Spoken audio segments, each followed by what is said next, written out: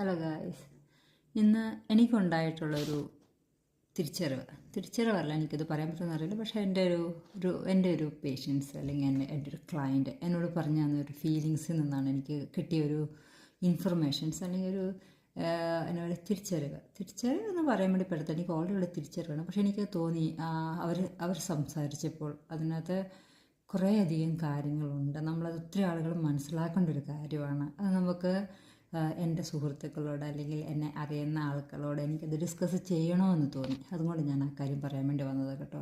ഒരു 87 വയസ്സായ ഒരാൾ, അപ്പോൾ പുള്ളിക്കാരി നമ്മളിപ്പോൾ ജസ്റ്റ് ആ ആൾ ഒരു ബെഡിലാണ്, നമ്മൾ ജസ്റ്റ് പ്രായമായി എണീറ്റ് നടക്കാൻ അത്യാവശ്യം നമ്മളൊരു എന്നാ പറയുക ക്രിച്ചേഴ്സ് നമുക്ക് സപ്പോർട്ടിലേക്ക് എണീറ്റ് നടക്കാൻ വേണ്ടി പറ്റും. പക്ഷെ പുള്ളിക്കാരി പറഞ്ഞൊരു സംഭവം എനിക്ക് ഭയങ്കരമായിട്ട് മനസ്സിലായിട്ടോ. എന്ന് വെച്ചിട്ടുണ്ടെങ്കിൽ മനസ്സിപ്പോഴും നമ്മൾ ചെറുപ്പമാണ്, വളരെയധികം ചെറുപ്പമാണ്.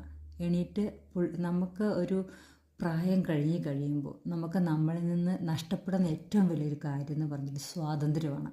നമ്മൾ വിചാരിക്കുമ്പോൾ സ്വാതന്ത്ര്യം നമ്മളിലുണ്ടല്ലോ, ഇല്ല. നമുക്ക് തോന്നും നമുക്കിപ്പം ഇറങ്ങി നടക്കാനുള്ള, അല്ലെങ്കിൽ നമുക്ക് ജസ്റ്റ് ഇപ്പം ഗാർഡനിൽ പോകണം, അല്ലെങ്കിൽ എവിടെയെങ്കിലും ഒരു സ്ഥലങ്ങളിൽ നമുക്ക് പോകണം എന്നുണ്ടെങ്കിൽ നമുക്ക് അത് തന്നെത്താൻ അവിടെ എത്തപ്പെടാൻ നമുക്ക് പറ്റത്തില്ല. അപ്പം നമുക്ക് നമ്മളിൽ തന്നെ ഉണ്ടായിരുന്ന ഒരു ഫ്രീഡം നമുക്ക് നഷ്ടപ്പെടുന്ന കാലമാണ്. നമ്മൾ ഏജ്ഡ് ആകുമ്പോഴത്തേക്കും, നമ്മൾ ഏജ്ഡ് ആകുന്നവരെ വരെ ജീവിച്ചിരിക്കണമെന്നില്ല. പക്ഷെ നമ്മൾ എന്നാ ചെയ്യുന്നത്, ഇപ്പോഴത്തെ എല്ലാ ആൾക്കാരും നമ്മുടെ പൂർവികരാണെങ്കിലും നമ്മളാണെങ്കിലും നമ്മൾ ഇന്ന് എല്ലാ ദിവസവും ജോലിയുടെ പുറകെയും സമ്പാദിക്കാനും എന്നാ പറയുക അതിൻ്റെ പുറകെ എല്ലാം നടന്നു കിടന്ന് നമ്മൾ ഇന്ന് ജീവിക്കാൻ മറന്നുപോയി. നമ്മളതെന്ത് ചെയ്യുക, നമ്മളെല്ലാം സമ്പാദിച്ച് സൂക്ഷിച്ച് നമ്മൾ പിന്നീട് നമ്മൾ വയസ്സാകുമ്പോൾ ജീവിക്കാൻ വേണ്ടി കാത്തു വെക്കുകയാണ്.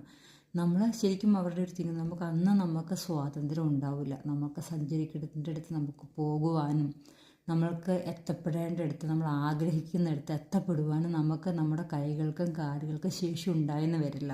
അപ്പം നമ്മൾ നാളെ ജീവിക്കാൻ വേണ്ടി നിൽക്കാതെ നമ്മൾ ഇന്ന് തന്നെ ജീവിക്കുക. ആ ഓർമ്മകൾ നമുക്ക് നല്ലതായിട്ട് നാളെ നമുക്ക് ഓർത്തെടുക്കാൻ വേണ്ടി പറ്റുമെന്നുള്ളതാണ്. നമുക്കിപ്പം ശരിക്കും പറഞ്ഞിട്ടുണ്ടെങ്കിൽ നമ്മൾ ഇന്ന് ജീവിച്ചെങ്കിൽ നമുക്ക് തിരിച്ച് നമ്മളൊരു വയസ്സ് കഴിയുമ്പോൾ ഞാൻ അന്ന് നടന്നിരുന്നു, എനിക്ക് പറ്റാം, നമുക്ക് ചിന്തിക്കുമ്പോൾ നമുക്കൊരു പോസിറ്റിവിറ്റീസ്. പക്ഷെ നമ്മൾ ഇന്നും നടന്നില്ല, അന്ന് നമ്മളൊരു ഏജ് കഴിയുമ്പോൾ നമുക്ക് ആ കാര്യം നമ്മളെക്കൊണ്ട് സാധിക്കാതെ പറ്റുമ്പോൾ അന്നും നമുക്ക് സാധിക്കാണ്ട് വരുമ്പോൾ അതൊരു വലിയ റിഗ്രറ്റ് ആയിരിക്കും.